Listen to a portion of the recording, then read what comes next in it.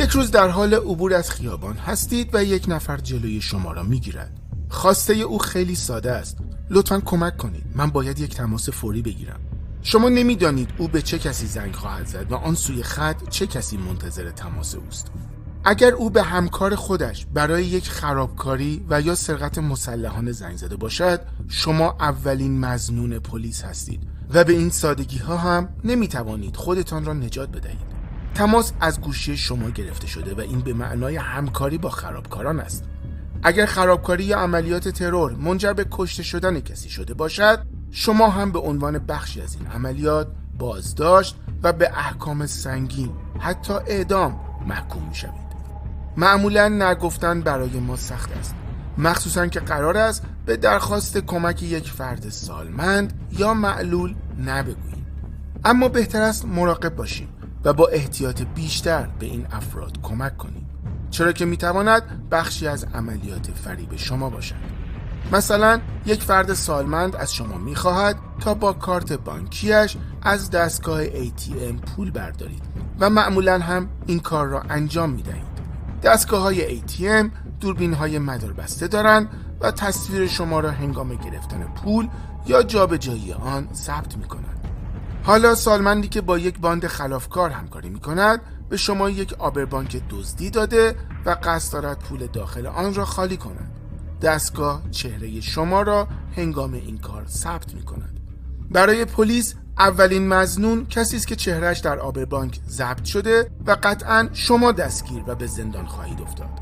پس بهتر است اگر نمیتوانید بگویید و قصد کمک دارید، از آن فرد سالمند هم بخواهید کنار شما بایستد تا تصویر او هم ضبط شود، یا فرایند برداشت پول را بدون آنکه تصویر خودتان ضبط شود به او یاد بدهید. کمک به افراد نیازمند یک ویژگی انسانی است، اما هدف این است که شما با احتیاط بیشتری کمک رسانی کنید و درگیر عواطف و احساسات نشوید.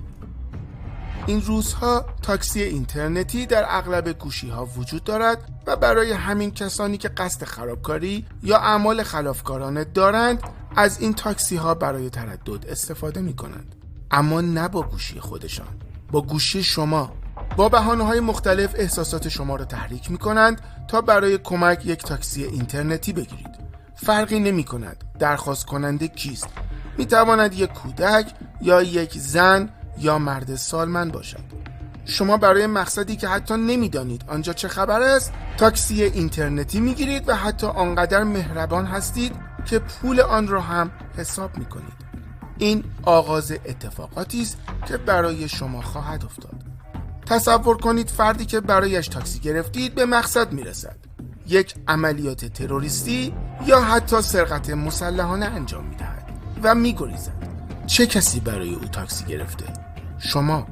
شاید شما کسی را نکشته باشید و یا به سرقتی نرفتید، اما در انجام این کارها همکاری کردید و پلیس حتما شما را دستگیر خواهد کرد. اثبات بیگناهی شما کار بسیار دشواری است. شما در خانه نشستید، حالا یا صاحب خانه هستید و یا مستاجر. دوستی با شما تماس میگیرد و پیشنهاد ویژه‌ای میدهد. خانواده قصد مسافرت به تهران را دارند و میخواهند به مدت 1 ماه خانه‌ای مبلمان شده را اجاره کنند و پول خوبی هم میدهند. حساب کتاب میکنید و مثلا با خانواده خودتان و همسرتان تماس میگیرید و موفق میشوید آنها را قانع کنید که 1 ماه میزبان شما باشند. شما خانه را در اختیار خانواده‌ای میگذارید که هیچ چیز درباره‌شان نمیدانید.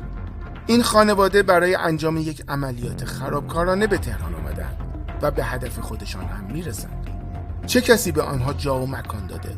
شما این کار را کردید و زمانی که دستگیر میشوید احکام صادر شده برای شما برابر با احکام خرابکاران است.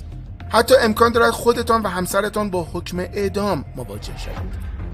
در فرودگاه امام خمینی هستید و قصد دارید به مالزی یا اندونزی و حتی چین سفر کنید. شخصی به شما نزدیک می شود و می خواهد بسته ای را برایش ببرید. پول خوبی هم می دهد. داخل بسته مواد مخدر جاساز شده و شما را در فرودگاه مالزی می گیرند. حمل مواد مخدر در مالزی حکم اعدام دارد.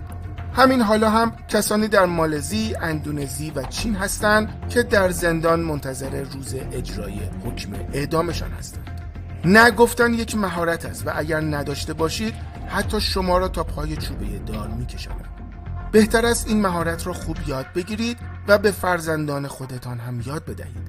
کسانی که از شما به عنوان تومه استفاده می‌کنند، اول احساسات شما را هدف قرار می‌دهند. مراقب باشید.